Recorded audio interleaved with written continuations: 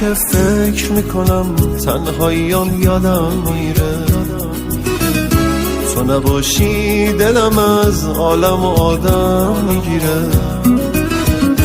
به تو که فکر میکنم عاشق زندگی میشم، کاشکی رو به رو بشی که حسمو بهت بگم از حالا دیگه نباشی قلبم میگیره. آره دیوونت میشم اینجور که داره پیش میره.